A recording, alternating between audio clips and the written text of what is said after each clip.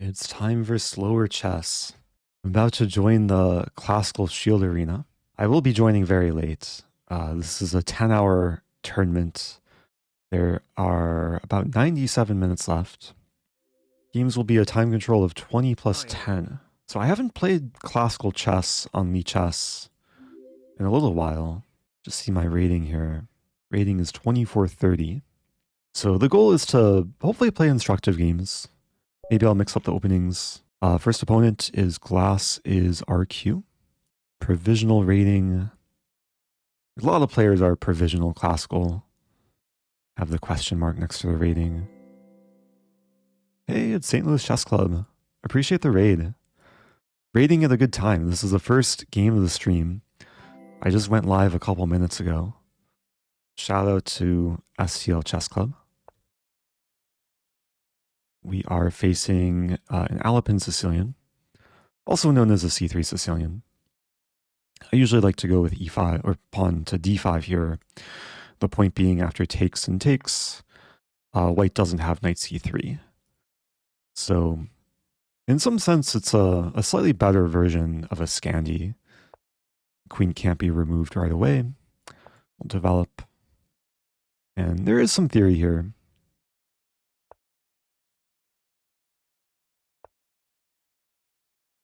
I have played this opening recently in Title Tuesday. Like, there's a good number of title players who will play this opening, especially in faster time controls. So when I was younger, I used to play bishop to g4 before playing e6. But there's cases where the bishop can be harassed with h3. And these days, I kind of like putting the bishop on b7, eventually in the middle game. Now, white's playing a very kind of strange move, knight e5. It's way more common to develop like bishop e3 or bishop d3 or bishop e2. So I want to punish this move. But maybe the best way to punish it is just by like continuing with developing like bishop e7, maybe bishop d6. Drawback of bishop d6, it kind of blocks my queen. But it does attack the knight. Maybe it's worth considering. Should also note that after knight e5, the queen has immediate access to g2. So like knight e5 could be trying to prepare bishop c4, but then it just walks into queen takes g2. I think I'm leaning towards bishop e7. Thank you, Addict of Worms. Happy 10 months. Like, both bishop moves are probably fine. But yeah, let's go ahead and play bishop e7. I think I just want to castle quickly and put a rook on d8, pressure the d4 pawn, maybe pin the d4 pawn if I make a battery. Okay, white plays bishop c4. So now with my bishop committed, there is a line queen takes g2. Oh wait, no, there's no rook g1. I was thinking rook g1, I'm skewered, but okay, the rook's undefended there. Yeah, let's just take the pawn. Seems like a nice gift from my opponent.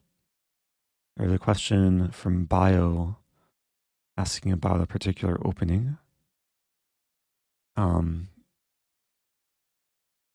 Yeah, the opening that was mentioned, I'm not familiar with, so I'll admit I haven't analyzed that specific one before. Okay, let's, I think I'm happy to trade queens now. I want a pawn, going for castling, and still a matter of completing development.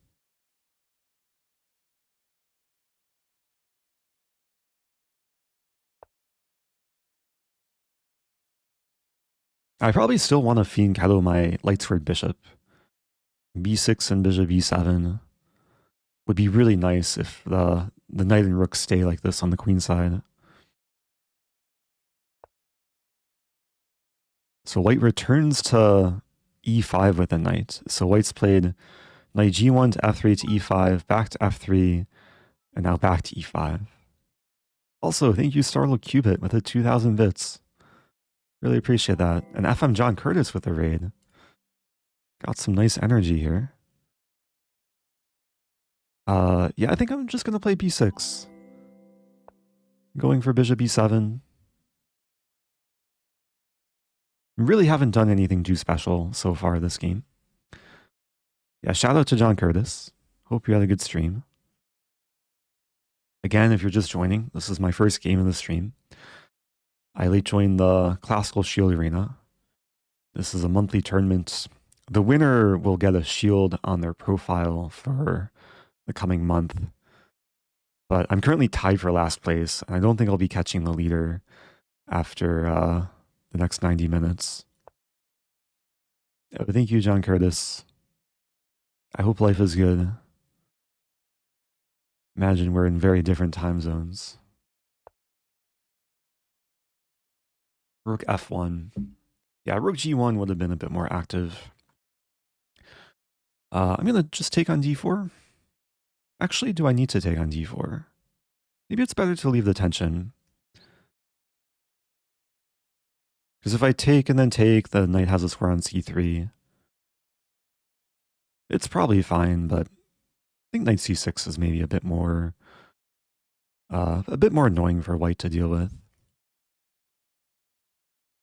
If we trade knights, then they'll be ready to get the rooks into play.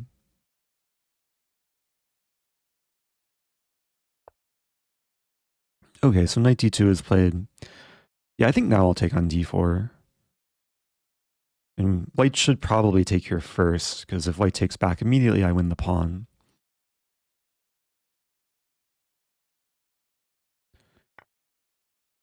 Which I do, so now I'm up 2 pawns, threatening the fork. Thank you, Reptilla the Third.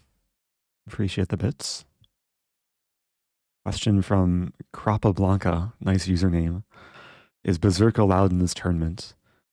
It is, but I probably won't be berserking any games in this tournament. Because not only will Berserk cut my time in half, but it takes away the increment. So it would just leave me with 10 minutes against the opponent's 20 minutes plus a 10-second increment. So really not worth doing. Okay. Well, this is a nice fork. Yeah, no mercy here. I see the comment from Ken Penn. You just left the YouTube video playing for a win with the Queen's Gambit declined. That had to be a really old video.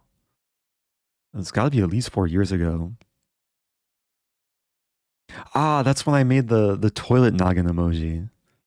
Yeah, one of like the OG viewers slash supporters of this channel, username was toilet noggin.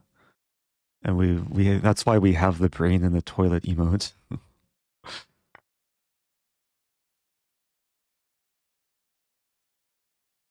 Okay, life is very good here. Probably just a matter of cleaning up. Rook f d8, rook a c8. I'll probably end up losing the knight. If white plays king e2, my knight is trapped. Maybe I should have started with rook c8. Yeah, because then at least I would have had knight c2. What to do? Could play bishop d6. Counterattack. And there's almost like rook takes d3, king takes, and then bishop a6. But of course, rook takes, there's knight takes. Oh, but then I save my knight? Maybe it could be worth it, actually. Rook takes d3. I mean, this is classical chess. I can take my time here if I want. Rook takes d3. There's also an idea, like, rook takes d3, knight takes d3, and then bishop a6 immediately. And if takes, I have rook d8. Wait a minute, I should calculate takes, bishop a6, knight c4. Yeah, there's probably no reason to overcomplicate things. I also have knight c2 takes and then bishop a6. Again, there's knight c4. Maybe I'll go for that. Okay. This is somewhat of a desperado. Like, I know I'm going to be losing my knight. I might as well deflect the bishop away and then have this skewer. 2024 so far. Ooh, favorite meal of 2024. Also, welcome back, Jeeves Wooster. You're making me think. I'm putting more mental energy into trying to remember my favorite meal this year than into this chess game. I've had some really good food in St. Louis. There's, oh man, there's a sushi place in St. Louis called Sado. Went there not too long ago. Really, really good. Okay, now I think it's time to take with the rook. And after knight takes, then I have rook d8. I'm basically getting the two minor pieces for a rook in this line.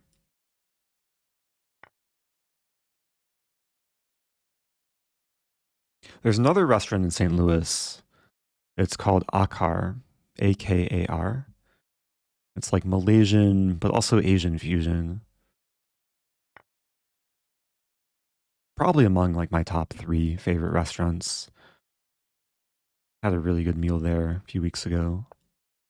Yeah, so now the knight is pinned, and I mean, this is a nice kind of shish kebab along the A6 F1 diagonal.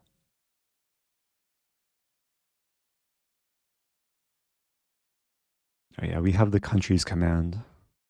The question from Australian Charizard. How do you like Australia? Australia was really nice. I went there in 2017 and 2018. Played some events there. Went to Brisbane, Adelaide, Melbourne, and Sydney. There is a cafe I went to just outside of Sydney called Queenside. And it was like a chess themed cafe and restaurant. Went there late December and they were closed for the holiday season, but the owner like got in touch with me and opened the cafe. There was a small like kind of meetup, some chess players there. And they had a mocktail that's named the Rosen, which I got to try. It was really good. I could take with bishop or rook. I'll take with bishop. A bit more forcing. Once the king moves, I probably want to play knight d5. Centralize a knight. Preventing rook c7. Attacking the bishop. Trying to simplify. Yeah, I did a little bit of sightseeing in Australia. I saw the Sydney Opera House. I went on some hikes outside Adelaide. Went to a kangaroo like conservation center. I think it was called the Cleveland like wildlife something. Ended up playing chess with kangaroos. Had some fun photo ops. Okay, still trying to clean up here. White's pretty limited. Either has to block on d2 or king d1 or block on c3. Yeah, with king d1, I can take the bishop first, but probably better to take the knight first. And then if takes, I can take the bishop with double check. And that'll be a fork. And then I'll be up a knight, rook, bishop, and 2 pawns if white wants to play on. Also, if king c1, I don't take the rook. King c1 walks into this checkmate. I mean, there's only 2 legal moves for white, king e2 or king c1. So I think overall this was a pretty straightforward game. Yeah, I tried to be efficient with the finish there. I think white got a little bit, what's the right word? A little bit careless in the opening, just dropping g2. And this is a common mistake among kind of lower level ratings is sometimes players are too eager to try and attack before actually completing development. So here, probably the standard move is bishop d3 and castle and bishop e3 and control the center. And much later, white can play knight e5 to expand. Oh yeah, overzealous, another nice word. Sometimes overzealousness can be a sign of carelessness too.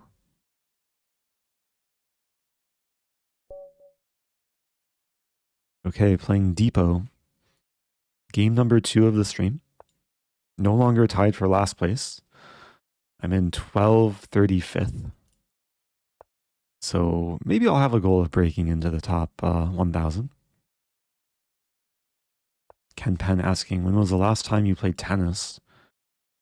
It's been a while, actually. I played pickleball a few weeks ago for the first time in my life. But tennis, maybe it's been like about a month.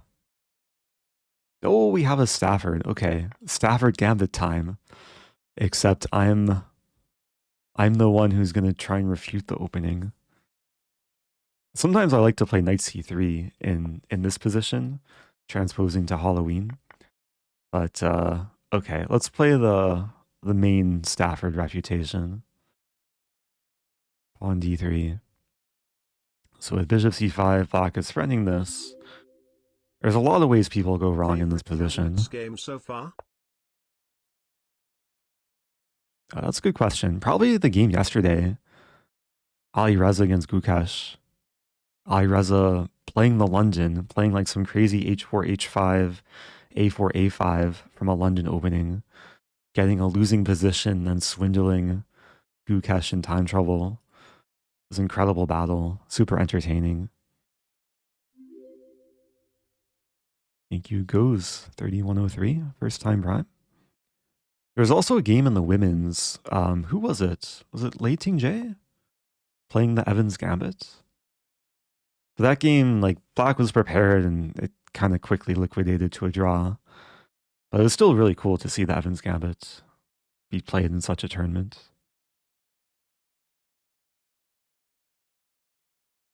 So going with c3, yeah, we're going into what was used to be like the easy refutation. Of course, when I play this position as black, yeah, I also like to go for queen h4, counterattacking f2. I think we're going to see this move. And from this position, yeah, I was actually looking this up yesterday off stream.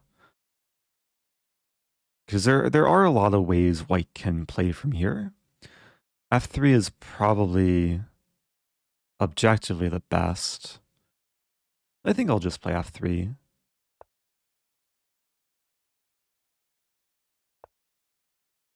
Opponent's prepared though. Yeah, opponent's prepared with a magical line. Shout out to Vampire Chicken, Jonathan Trance, who discovered the sequence of like rook g1 and rook h2 eventually. Yeah, there was a time where like Stockfish didn't fully understand how much counterplay black can have. So from this position, there are, I think, a few approaches. One is to take the knight. There's also e5, which I think is...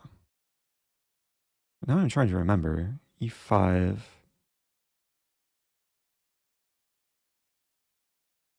I'm pretty sure e5 is a fine move. I don't think I've actually ever played this exact position before from the white side. But it's very direct, because now the queen, the knight, and the bishop are attacked. I'm pretty sure I've had this position from the black side. I can check after the game.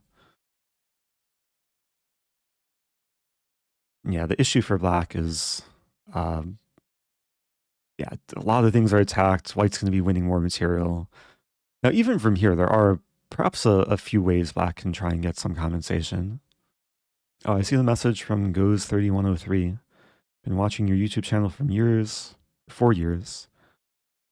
Just got Prime. Oh, well, thanks for the sub. Yeah, I do appreciate that.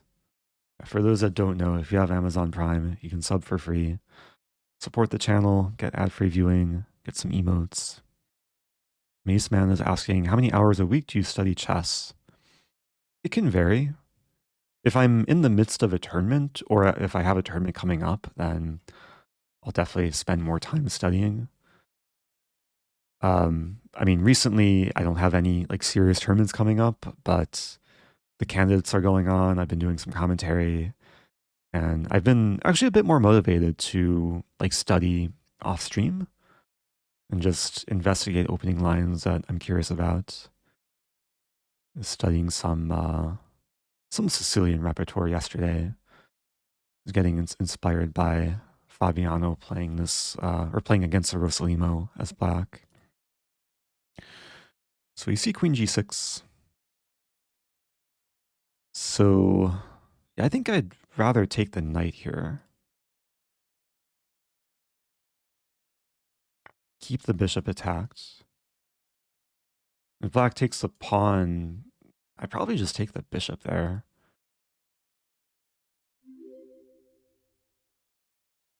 Thank you, Puck Guy. Another first time prime. Appreciate that.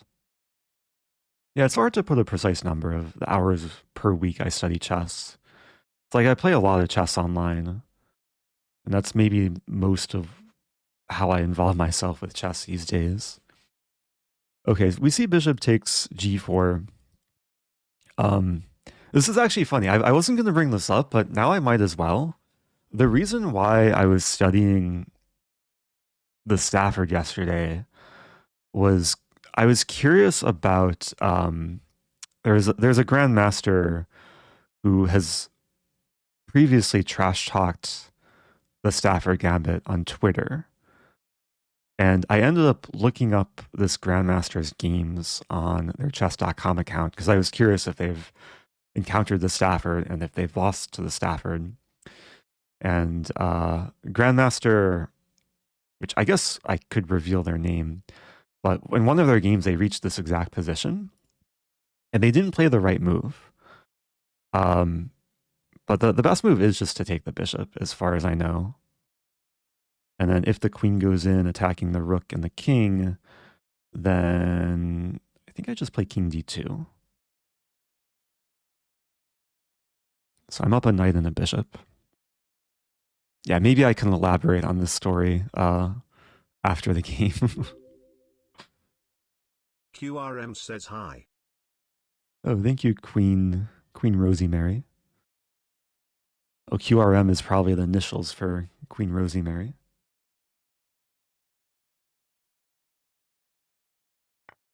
Yeah, anyway, the Grandmaster who I was looking up, they have like 2 different chess.com accounts, both of which are kind of public. On one of them, they're undefeated against the Stafford, but on the other account, they've lost to the Stafford a good handful of times. So one more tidbit I'll say about this position. I think the best try for black is to take the pawn on e5 with a knight. And then there is some compensation, I think, in this line. After he takes, black is down a piece, but won a couple of the center pawns and still has the pressure on the h file as well. I see the question from Pytraco. Is Lichess rating equal to chess.com rating? Yeah, there's been multiple like websites that have done statistical analysis.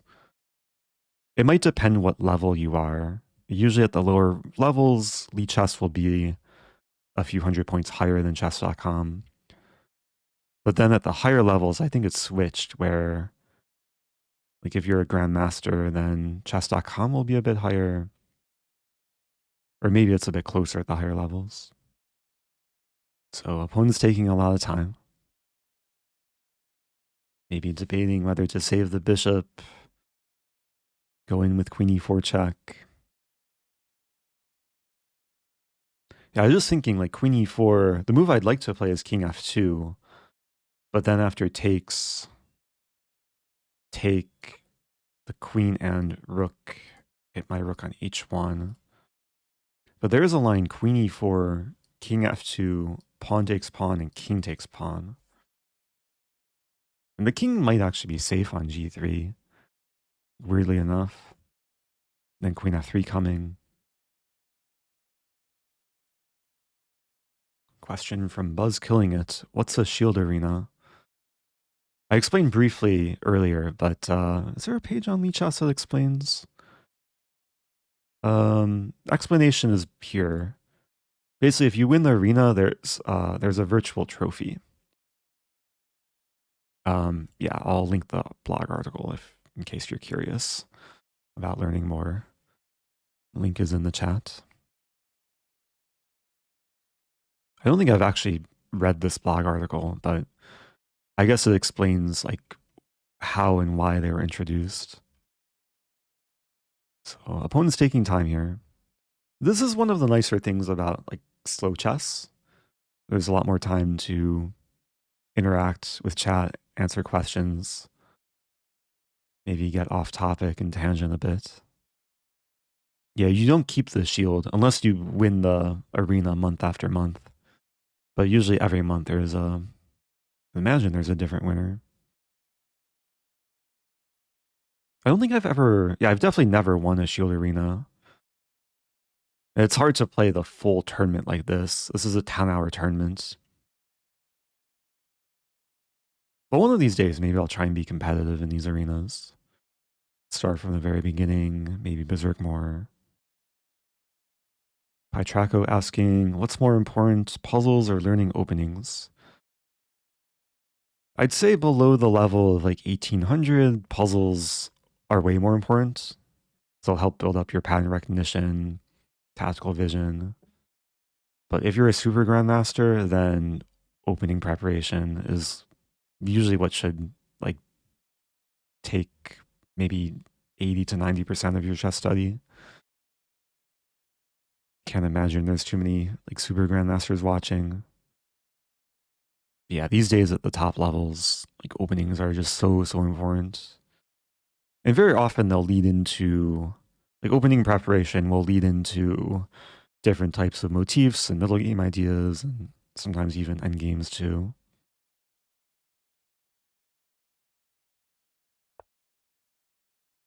Okay, so after a long think, opponent plays rook to d8, which does pin my d pawn. I don't think I want to take, like, even though I'd still be a material in that line, it's certainly much better to keep the queen. And I think I'll just play queen f3. And maybe it's a choice between queen f3, queen e2. I'll go for queen f3.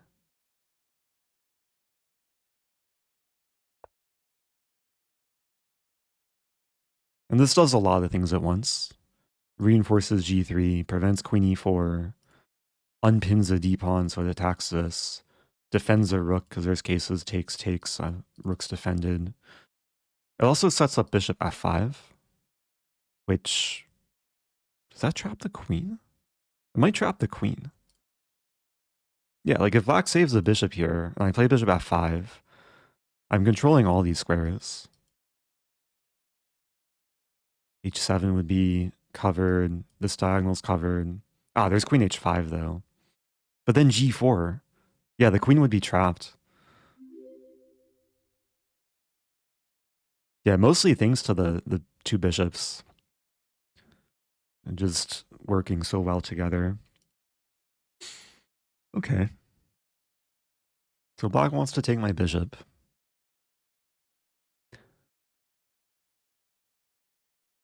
I think I could just castle here. Castling is kind of nice. Slow chess is my favorite. Bonus if it's instructive. Oh yes, my slow chess. I'm in the castle. Saving my king. Defending the bishop. One funny thing crossed my mind that if black takes and I take back, black wins instantly with queen h2 checkmate. But if black takes, I can win instantly with queen takes f7 checkmate.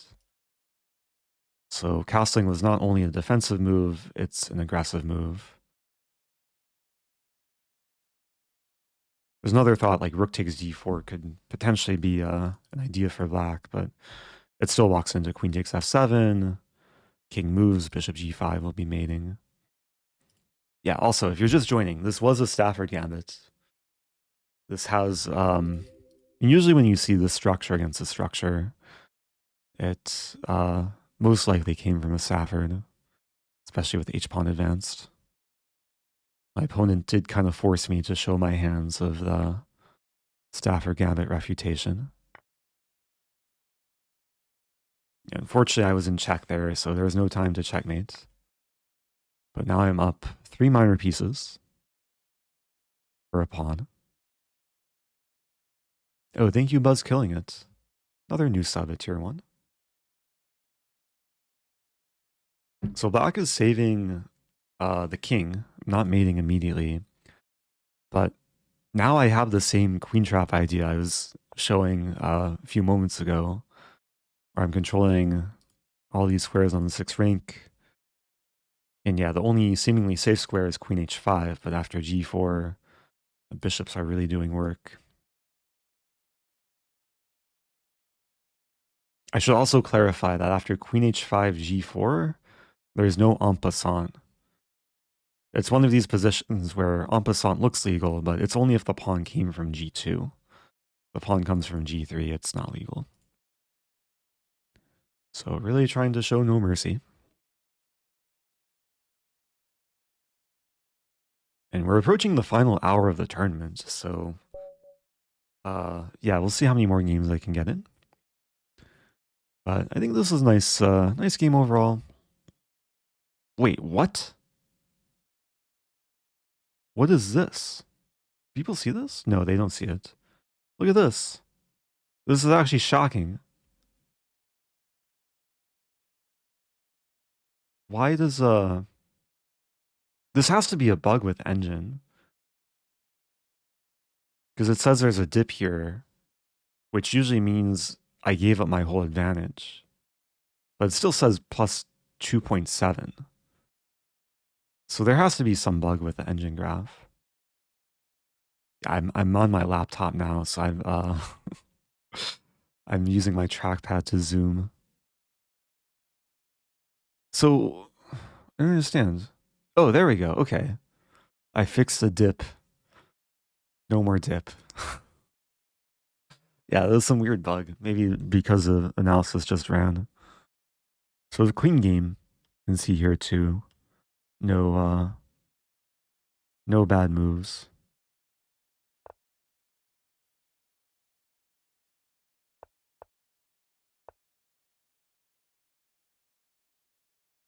Yeah, so in this position, we just turned on the engine.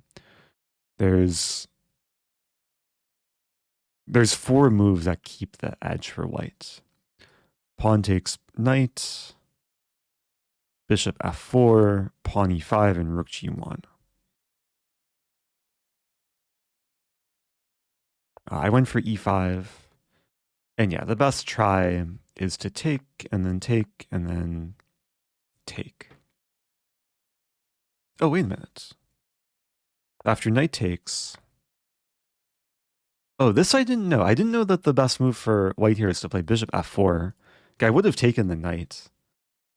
And maybe black has some compensation. If I can make moves properly. Queen takes e5. Bishop f4, queen e7. Oh, my opponent was in the chat. I didn't see. Oh, good game to my opponent. Yeah, hopefully some small lesson to take away there. But yeah, it's always risky playing Stafford Gambit in a classical game. So let's move on. Top 1,000. 879. 2 wins so far. Playing oppenaimer. I'll play e4 again.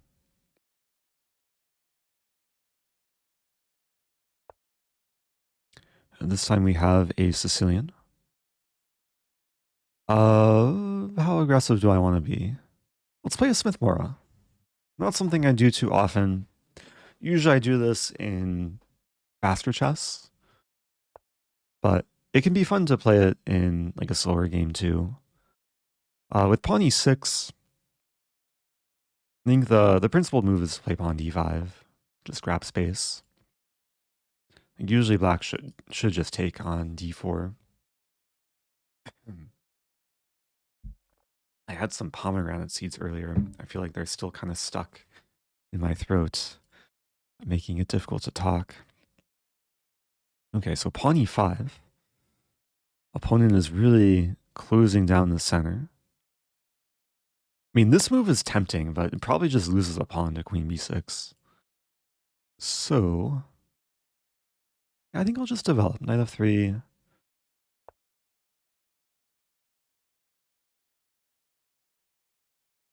And there's bishop b5. Bishop b5, I don't really want to trade minor pieces, especially when I have the space advantage like this.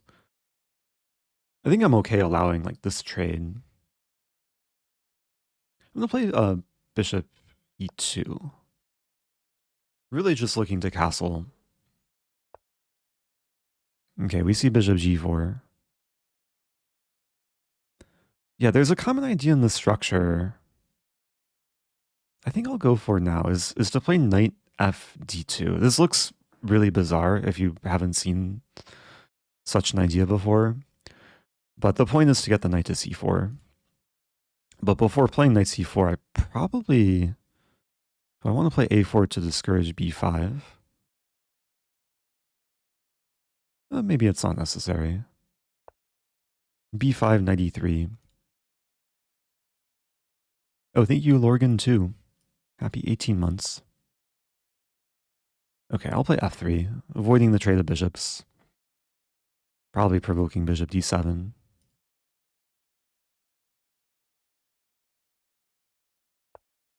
And now I'll play a4. So it's a very typical setup. What do we call this? Like a Benoni or check Benoni. Have the knights on the c file. Bring the bishop to g5.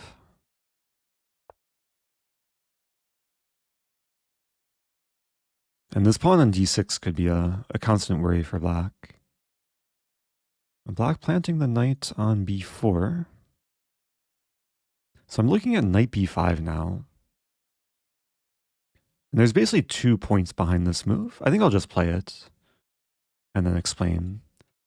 The obvious point is I'm attacking d6 twice. And the second point is, like, if takes and takes, I'll be threatening to play c3, trapping the knight. I don't actually see how black is going to save the knight. Like, c3 seems pretty unstoppable.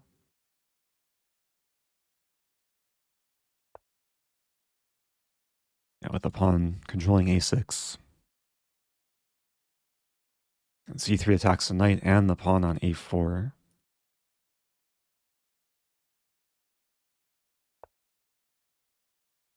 Okay, so I guess black found a way to make me not take the knight on b4, because taking the queen is a bit more attractive. Now both knights are still attacked.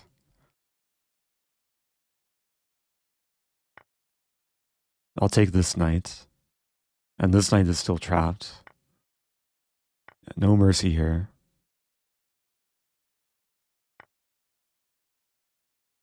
Take the pawn.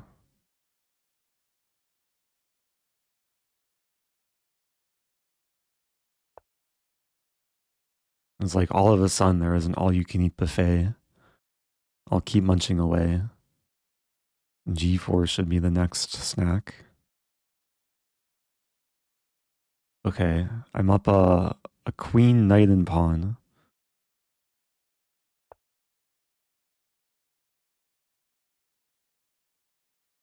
I will say my opponent like had a very fine position out of the opening, but at some point just kind of crumbled. I mean, things went a little bit wrong on the queen side, and then it was a very quick downward spiral. So I'm threatening mate in 2, threatening queen a8, rook c8, there would be queen takes c8. And if king c7, there's pawn b6 checkmate. Bishop pierces through nicely.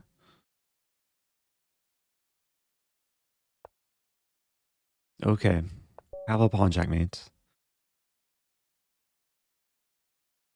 Yeah, maybe a few lessons to take away there. But we see the effectiveness of the knights on the queen side. Like sometimes in this sort of structure, black should, rather than play a5, black should go for a6, or even sometimes knight a6, to very slowly like prepare knight c7, rook b8, a6, b6, and then b5. So let's say like I develop normally. I guess the point I want to make is like black wants to play b5. If black plays a6 too soon, then there's a5, and then the one pawn clamps down against the two pawns. So very often black can play b6, and then if a5, there's b5, and meanwhile, let's say I just play normal moves, then black can eventually get this move in. So yeah, it is sometimes hard to play with less space though from early on. And that's why like generally black should just take on d4 and then enter a Smith-Morra. So let's keep it going. Another clean game. Been trying to play cleanly so far today. Back to tournament. So top 600. I don't think anyone is catching this person. Like they can probably just stop playing and win by a very comfortable margin. Okay, playing emaur. Provisional classical rating. Okay, 1800 Blitz and Rapid. Oh, what do I want to do? I mean, there's e5, there's c5. Let's play c5. I'll stick with some Sicilian. Maybe I'll play knight c6. Give d4, then I have a choice. Like I could play Taimanov, which is, it's been my long time opening choice in the Sicilian. But recently I've been playing a bit more Accelerated Dragon. So yeah, let's play g6. Welcome back to Emberg. Asking which player in candidates is inspiring your chess play currently? Probably Fabiano, just opening wise. Especially like his black repertoire. I've been paying closer attention to. Yeah, his games inspired me to try and figure out some of the ideas he's been preparing in the openings. Hikaru too, like taking some risks early on, playing g6 on move 2 in Sicilian. So here we have a kind of mainline Accelerated Dragon. The difference between the normal dragon and the Accelerated Dragon is the fact that I've played knight c6 rather than d6. Very often black can play d5 in one go. I'll castle first. But if white castles, then yeah, d5 immediately. I think it's still some sort of main line. Yeah, g6 on move 2, if I were to play it, is the hyper-accelerated dragon, which Hikaru played against, was it Gukash or Prague? I'm trying to remember. I think it was against Gukash.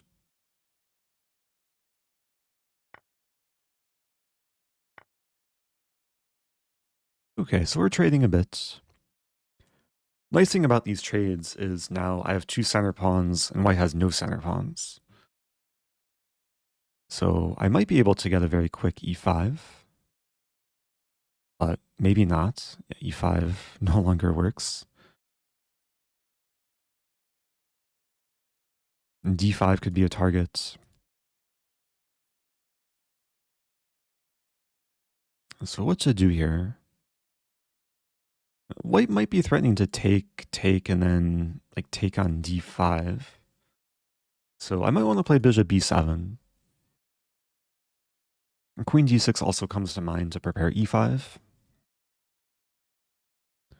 I guess if I play queen d6, I still have to calculate takes. Yeah, probably not worth going into. And bishop b7 looks a little bit ugly. Bishop's just stuck behind the pawn. But it still might be worth defending. Yeah, like bishop e7, looking at bishop f3 and then e6. And maybe eventually knight d7. And just try and be solid.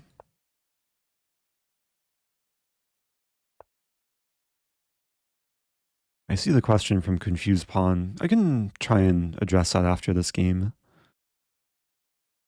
Asking about a line from earlier in this opening. Yeah, d5 is a big focal point. I'll play e6. Safety first. Should keep in mind ideas of bishop a6. There's a question, why not e6 immediately? Maybe it would just transpose. Although maybe I should have played e6 immediately. And part of me was hoping I could still play e5 in one go, but yeah, I think it's just necessary to defend the pawn with the pawn and the bishop. Okay, rook e1. Although maybe it wasn't necessary to defend it with the bishop if I were to defend it first with the pawn. Then I could potentially play bishop a6 in one go. Too late now. Yeah, knight g7, very typical dragon move. Unleashing the bishop. This case, probably just offering the trade. And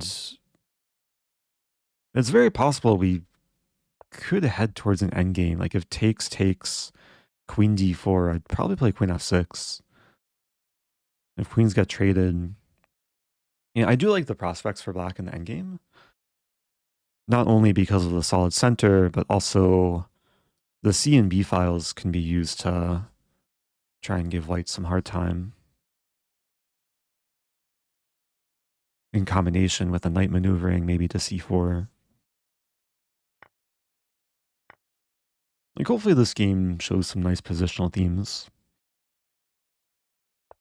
Like very often the Accelerated Dragon is thought of as an aggressive opening. But at times it can be very positional too. Okay, queen b4. So queens are staying on the board. And rook b8 comes to mind. Yeah, I don't think there's too much reason to spend time here. Like rook b8, just defending the bishop, aligning with the queen. b2 could be a target. I'm not really scared of these queen moves. Queen d6, knight b6. Queen a5 might be slightly annoying. Because then I have to defend the pawn somehow. I could also just sack the pawn. Like this move comes to mind.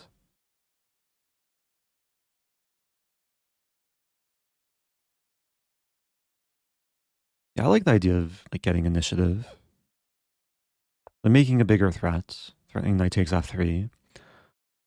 And the knight has access to c4 and c6. c4 to attack the queen and the pawn. c6 it could defend a7 and attack the queen. So a very useful horsey here.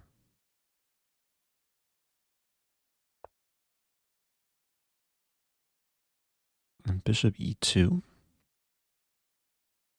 Yeah, this does kind of discourage knight c4. And another move that's just coming to mind is pawn d4. Now, there's actually some really cool tactics with this move. It's definitely worth investigating. So with pawn d4, I hit the knight. The knight doesn't have too many squares.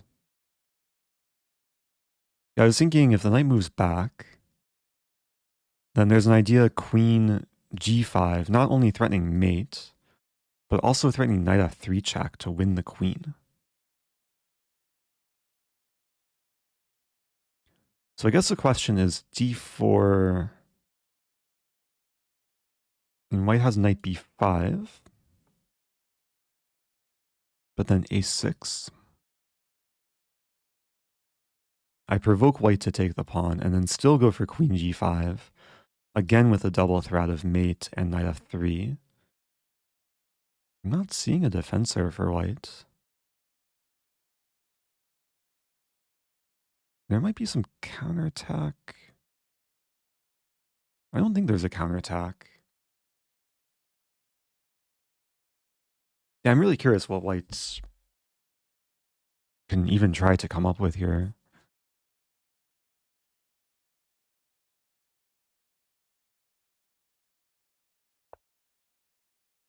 Okay, we see knight d1, so yeah, I really don't see a defense for white. It's a very aesthetic tactical idea. Like using full geometry of the board, hitting g2 and exploiting the undefended queen on a5. It can be very easy to miss this alignment too. Opponent resigns.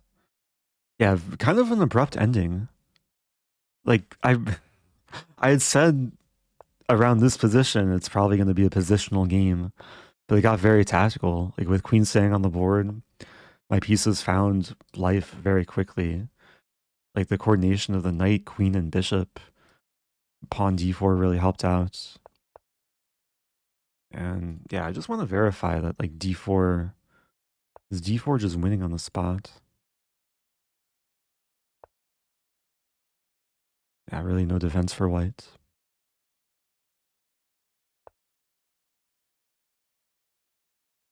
Question about bishop c4, but at what moment? Oh, maybe, but bishop c4, here I can take it. I was looking for ways for white to counterattack the knight, but it just doesn't seem possible. Like bishop f1 hits the knight, but I have knight c6, now attacking the queen and still attacking the knight. And yeah, bishop g4 I can take. So there's a question about some opening line from the Accelerated Dragon. I forget who asked it. Oh, it's from Confused Pawn. And the question was, what happens after knight takes c6? Oh, probably knight takes c6 and queen d4. Okay. I'll admit that this is not a line I really encounter at all. But according to the database, it seems like you shouldn't be scared of this. Knight f6 seems to be the best move. There is e5, so maybe it's a little bit uncomfortable. And then, I mean, we'll check quickly with the engine. So knight d5 main theory. I guess you just have to be prepared for white going like full aggro mode. And if white goes for this, looks like f6 or knight f6. Rook g8 also playable. I mean, f6 looks to be the safest option. You don't give white the option of taking on f7. If white takes on d7, bishop takes. I think this is kind of what you want as black. Even though you've committed to f6, queens on d4 will very likely get attacked with pawn e5. The bishop might develop a bit more normally rather than fianchettoing. Yeah, anyway, this is actually good to review because I don't recall studying this so extensively. But this really seems nothing to be worried about.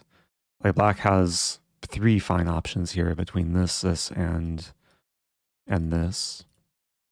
If you want a resource for learning the Accelerated Dragon, like getting a whole repertoire around this opening, we do have the chess mood command.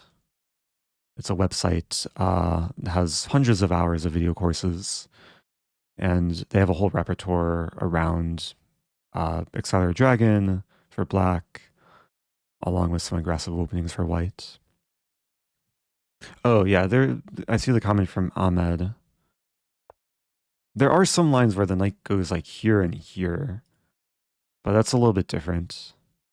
There's like the Norwegian rat, but that's completely different. That's usually like this, this, this. e5, knight h5, which Magnus has played a little bit. Anyway, let's move back to tournament. Top 400.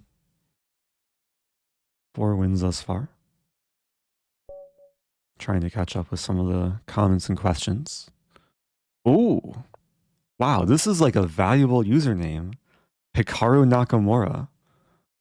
How long has this account been around? Okay, let's play Sicilian. Member since January 6, 2024. Okay, interesting. I'm playing HikaruNakamuura. Probably not the real person. I don't think he's spending his candidate's rest day playing on Lichess. Also, yeah, the rating doesn't quite resemble the real Hikaru. So, I did play the Smith-Morra a few games ago, but we didn't really have a main line. I'll play pawn e6 here.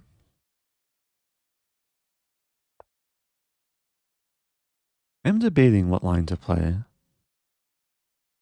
Maybe I'll go for the Siberian trap. Knight c6, queen c7.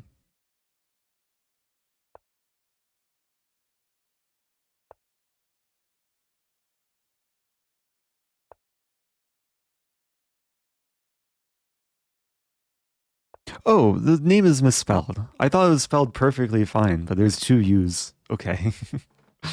It's still a scary name from an opponent. Knight b5 is the best move. I think I have to play queen b8. There's some line e5, knight g4.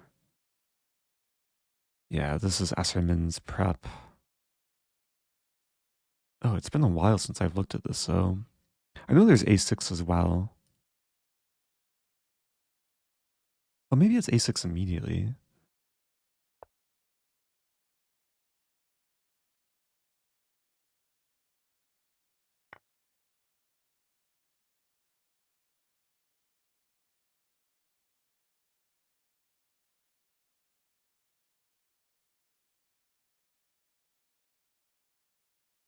Actually, I think I misremembered. It's okay though. At least we'll still have an interesting position.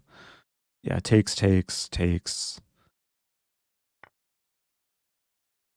So I did lose back the pawn in that sequence. And we have kind of a weird position. I do have the 2 center pawns. And there's a half open G file.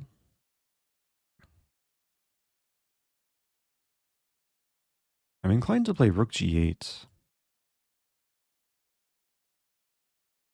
I think I'll start with rook g8. I don't think I'll be castling this game. Yeah, up until now, my opponent has been blitzing out his moves. But I think we've strayed away from any opening prep. It might be hard to actually like create an attack against the king side. I would like my bishop to fianchetto along this diagonal. So maybe at some point I'd just play b6 and bishop b7. I probably wouldn't mind the trade of knight for bishop. Oh, Ken Penn was asking about ads on YouTube. If I earn more if you don't skip. Yeah, I mean, do what you want. Like, if you want to watch an ad, you can. If you want to skip it, you can. I know for YouTube Premium, like if you have YouTube Premium, you pay whatever $10 to $13 a month to get ad-free viewing, get a few other features. And there are some analytics where, like, if you watch some percentage of my content, then you're still supporting the content if you have YouTube Premium. I'm not actually sure exactly how it works. But yeah, there's probably people who watch the ads or click on the ads probably help the channel generate more revenue. But if you do it every time, then YouTube might detect that you're just trying to like farm revenue for me. So yeah, generally I'd say do what you normally do. I appreciate it. Like for anyone that watches the content, you are supporting the channel or helping the algorithm. Queen d3, okay. Kind of a scary move. Pawn is undefended.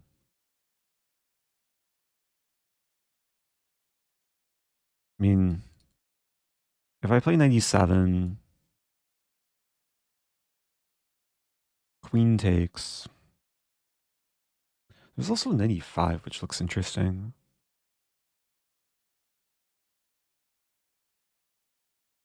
Yeah, there's some funny lines that could emerge here. I'm looking at 95, takes, queen takes, rook d1. D7's a bit vulnerable. I'm wondering if I can just abandon d7, like bishop f6. Takes and king f8. Maybe not. There's a funny line. 95, takes, takes. Rook d1, king e7, delayed bomb cloud. Because then if bishop takes d7, I have rook d8. I think I'll start with 95. I'm trying to deflect attention away from h7 as well. I don't think white can actually take here. And it's very possible my king might just be safest on e7, like sheltered by the pawns. I could take with bishop 2. Creating the battery, something to be said for it. Let's start with this.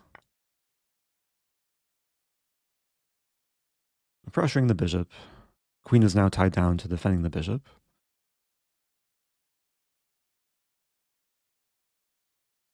I should keep in mind rook a5 ideas, potentially to swing over. And the problem with rook a5 in a lot of these positions is just a4. The rook can't really do much damage.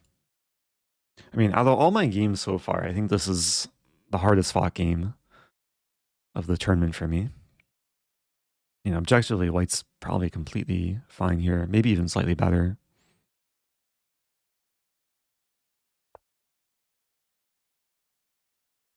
Okay, so rook d1. So my calculation is materializing. It seems so risky to put the king in the center like this. But I don't see anything wrong with it. Queen a3 is off limits. I guess a concern could be like bishop d2 to b4. In long term, the king is probably not safe on e7. Thank you, that Chi-Town dude. Happy 41 months. And it still might be necessary, because like d7's attacked. I don't want to be playing this move. So, yeah, let's do it. I mean, maybe at some point I play like f5 and king f7. Create some sort of shelter. Also, thank you, Phileas. Happy 25 months. Welcome back to Bob, too. AKA Sean. Yeah, it still takes a lot of effort to somehow develop this bishop. Because now it's tied down to defending d7. Like, I don't really have time to play bishop e7, b6 from bishop e7. And probably more realistic is moving the d pawn and playing bishop d7, just try and trade lights for bishops. Pawn g3. Yeah, pawn g3 prepares this move. It's probably a good move. Bishop f6.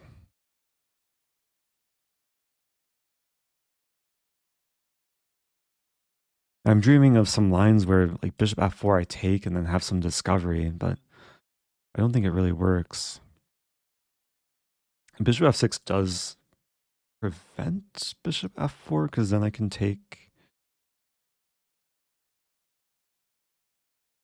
So maybe there's some merit to that. I mean, another move that comes to mind is d5 here. I just allow bishop f4 and then take on b2. It seems very shaky.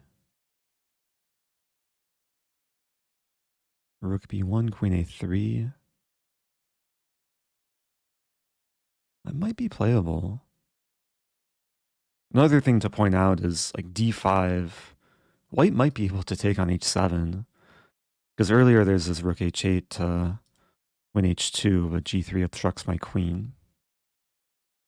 And d5 also obstructs the queen from hitting the bishop. But honestly, I'm not really scared of queen takes h7. Probably happy to open the file. Yeah, it's still a decision. I mean, I think my two candidate moves are bishop f6 or d5.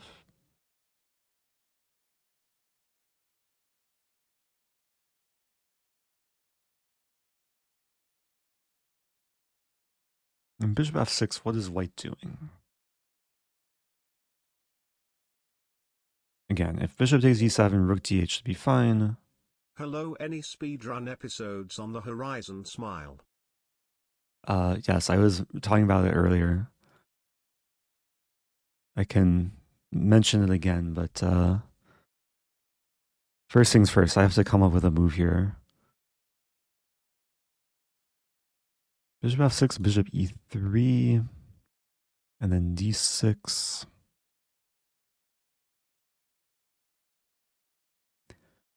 Yeah, like, I'm very reluctant to play d5. Just some of these lines are terrifying. I think I'll start with this move.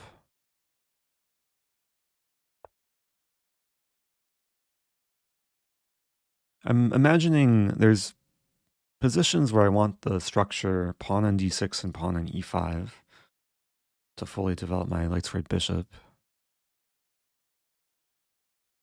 I wouldn't be able to achieve that if I commit to d5.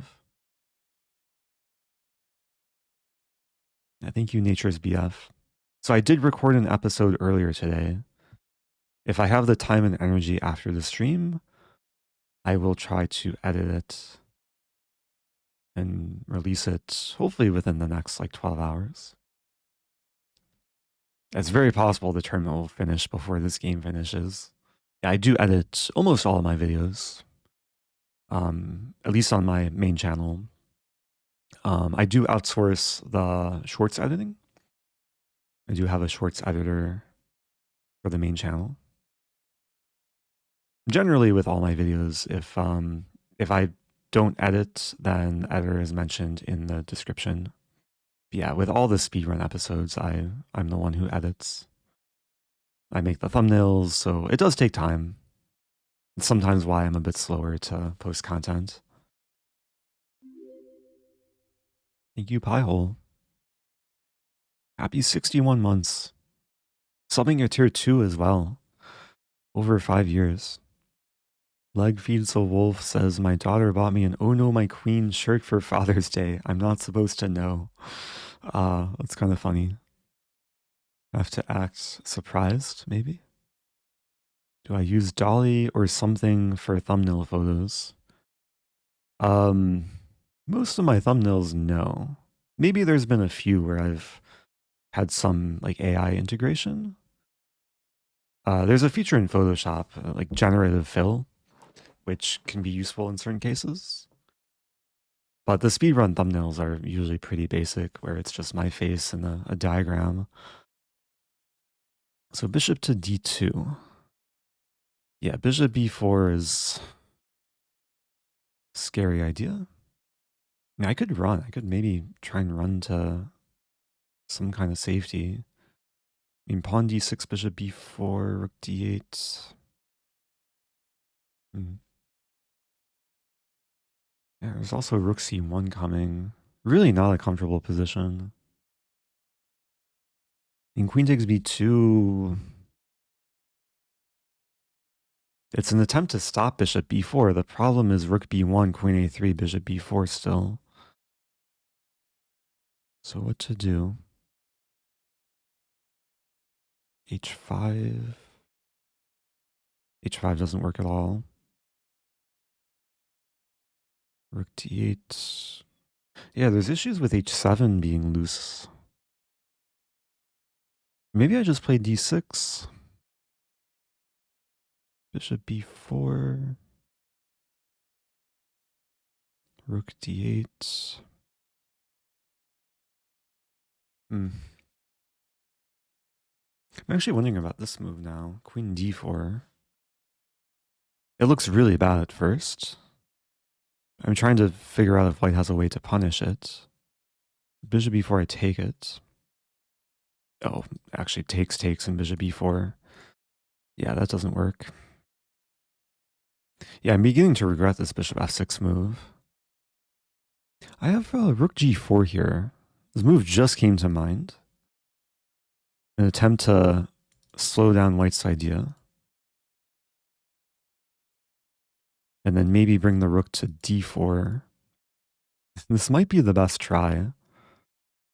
Because yeah, I just don't see, after d6, bishop b4, my original plan was rook d8, but I'm realizing rook c1, and it's so hard to deal with the pressure. At least rook g4, it's a bit more active. I'm gonna do it.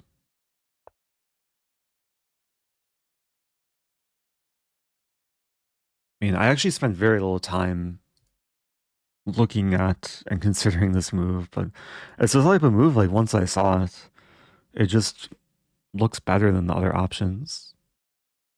I still might be in trouble, though. There's something I kind of forgot to calculate that I'm just realizing. And hopefully this isn't too bad. I maybe should have taken a little bit more time there. What to do? It would be funny if I'm actually playing Hikaru. Hikaru is just like training for his next game tomorrow. Playing some slow chess on chess. Yeah, the more I'm looking at this position, the worse it looks. Bishop c3. It's just like a very simple move that I kind of forgot about. Not only like skewering my queen and bishop, also unleashing more firepower against d7. And there's really not too much I can do here. And maybe queen... Is there any merit to queen d5? Probably leads to me being down at least 2 pawns. I have queen c5. Queen c5, but then rook c1, man.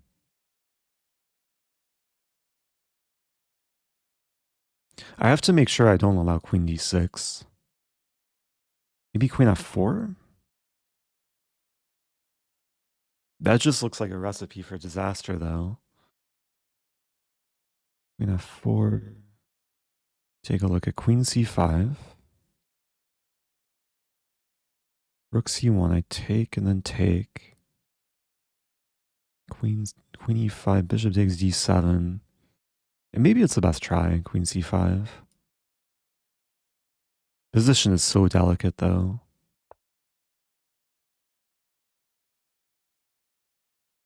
Not to mention, there's also takes, and yeah, my king is going to be on f6. And bishop is still undeveloped.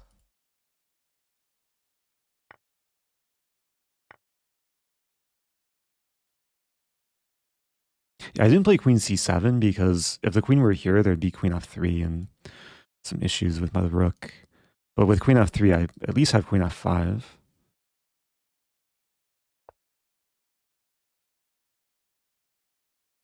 Rook c1, okay. What to do? I have to move the queen. Queen f5, takes.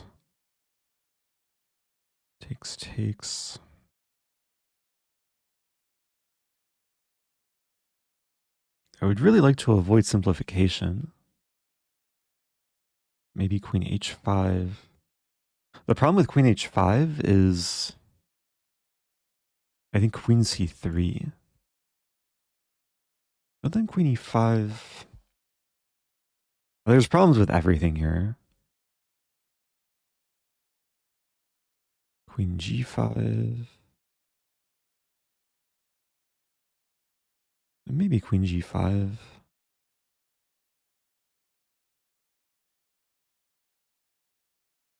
Is my rook getting trapped? Like h3? h3, rook b4. Yeah, it's so uncomfortable.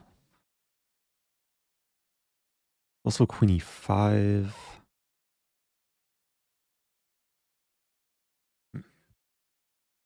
Yeah, maybe queen e5 is a little bit safer. Like, I want to play queen g5, but after h3, like, I don't have rook b4 because queen c3.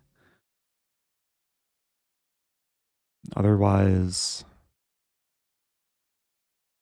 I guess there's rook f4. Even rook h4. Maybe that's playable. And it looks so bad. Okay, let's play queen g5. I think at this point I'm just expected to lose, so hopefully my opponent will feel the pressure. And all of the momentum is going White's way. And now White's in a spot where there's probably like a lot of attractive options. And the goal is to try and cut my losses and not get mated immediately. Like, sometimes one of the strategies is to give the opponent a lot of options, so then there's more ways to go wrong. It's still equal material, though. I have at least an active rook, queen, and king. If I got one more move to play d5, maybe... Actually, it would still probably be really bad for me. Yeah, the bishop's just so dead. Okay, well, this game isn't counting for the tournament, so if I lose, I can still say I had a perfect score in the tournament. Congrats to this person, by the way. Ephraim from Norway. Winning by a huge margin. Yeah, rook c7. I was scared of this move. Now this is a threat to win the bishop. I mean, not much I can do. Maybe look to play h5. Anything else? Queen e5. Does hit the rook. And there's b6 too to try and save the bishop. Huh.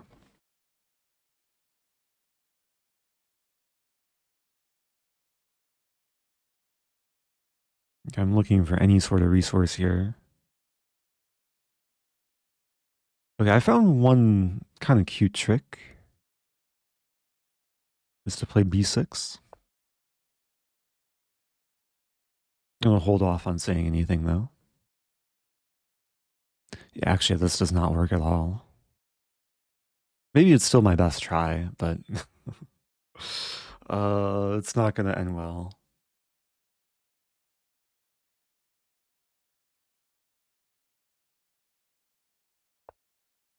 Yeah.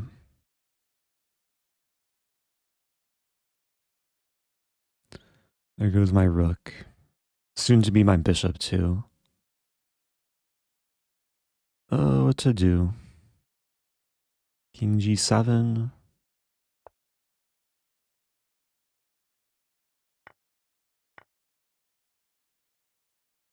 So I'm going to be down a full rook.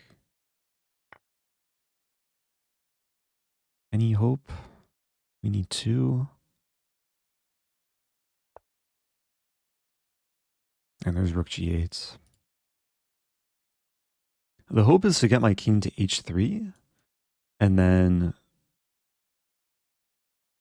Not even getting my king to h3 really does anything, though. I was thinking king on h3 and queen on g2.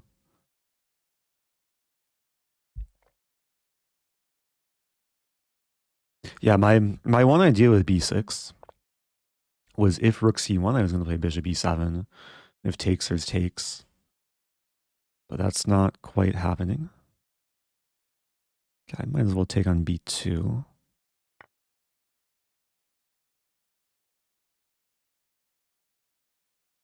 So now at least I have a pawn for the rook. Rook g6. Yeah, queen c3 is coming. I can't avoid the queen trade either. I'll play rook d4. Play this move.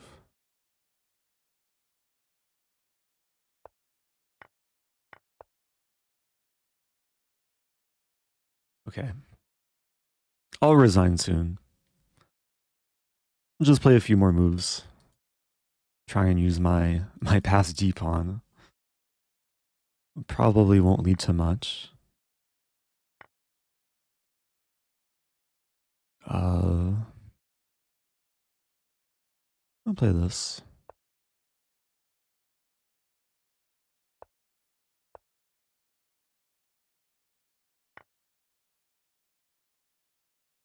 Oh, that's a move. Oops.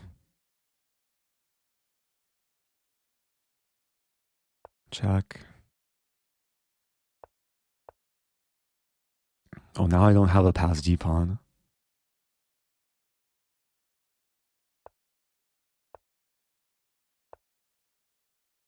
I want to play f5. I'll play f5. It doesn't really trap the rook. I mean, the rook can move back.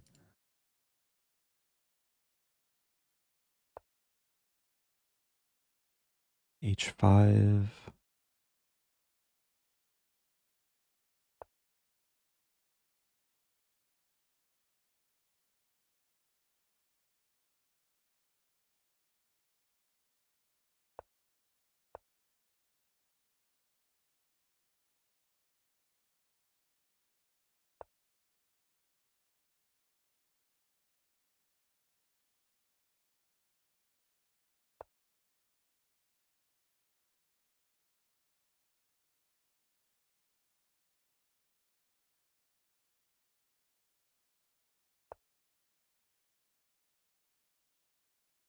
Yeah, what to do? h4.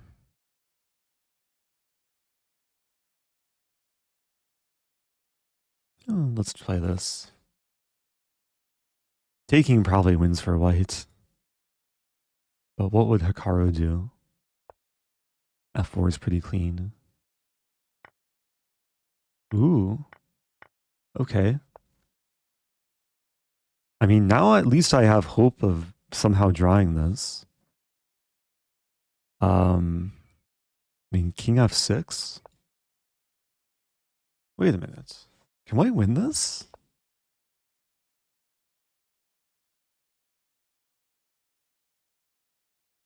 Yeah, it's probably still winning. Unfortunately. Unless h4? Wait, h4?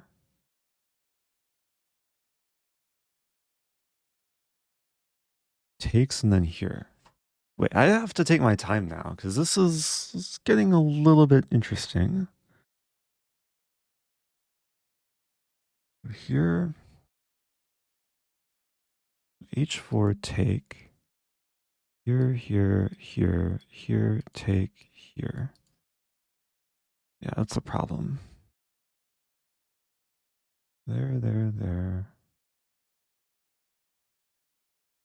Yeah, it's still losing. I'm just trying to find the trickiest line.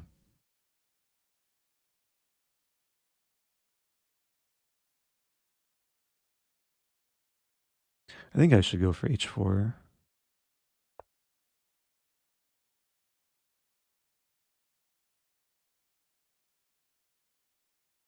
My opponent's giving me some ounce of hope. I went from being down a rook to now only being down a pawn.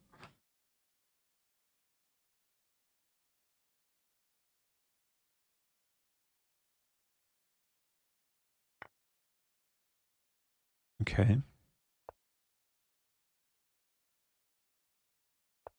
Well, now I'm down 2 pawns.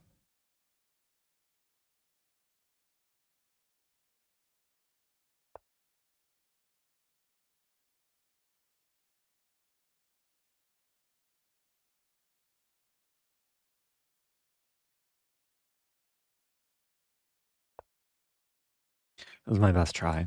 Yeah, it's losing though. What to do?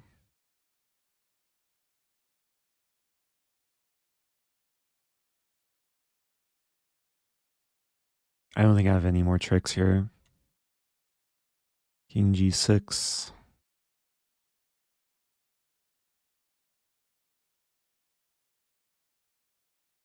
We'll try this.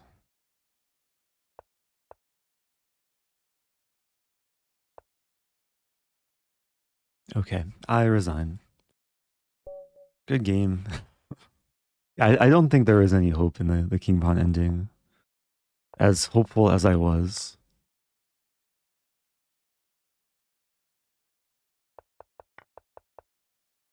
We can verify though. Oh no, my rating.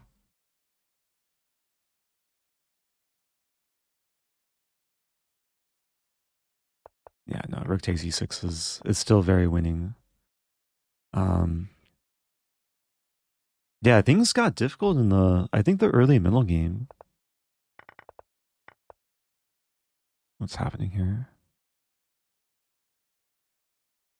It may have stemmed from the opening too. This this a6 move.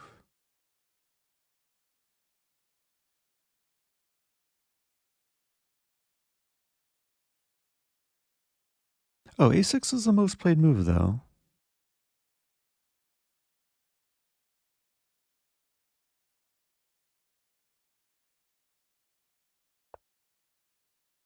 Okay.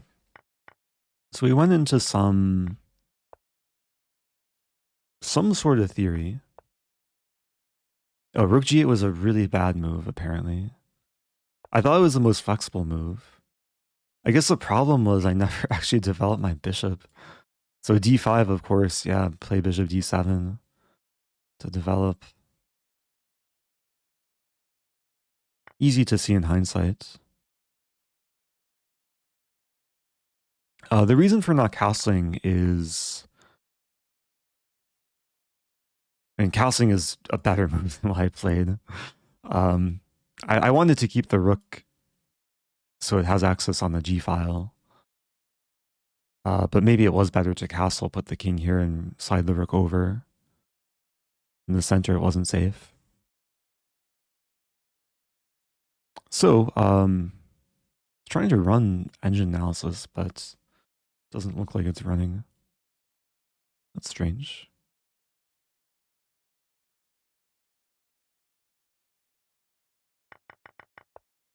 And then later, I mean, we can just analyze normally.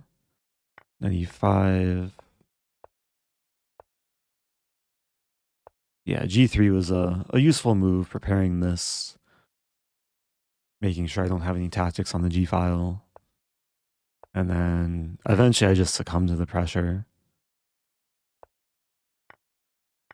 Takes, rook ac1. Rook c7 was fine. And I blundered queen f3. What to do? I think you always play f6. Gifting 5, I appreciate that.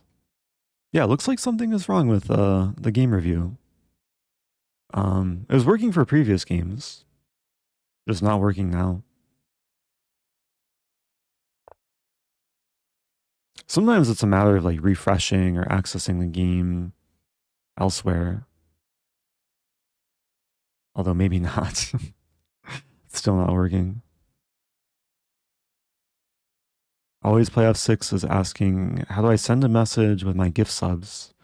Gift subs don't trigger TTS. But if you want to send a message, you can do so normally. Yeah, usually text to speech is only for donos and resub messages. Yeah, I wonder if like the Lee Chat servers are down for the game review. I guess we might have to bring the game to chess.com, pay for the premium membership, or just use my premium membership. Well, I don't know. Can you review a game that wasn't played on chess.com? Actually, don't know how it works. Maybe it's just backed up. Yeah, sometimes there's a queue to get the games reviewed. Okay, I think I'm going to wrap things up. Already after 9 p.m. my time. Big thanks to everyone watching. I'll be back in the future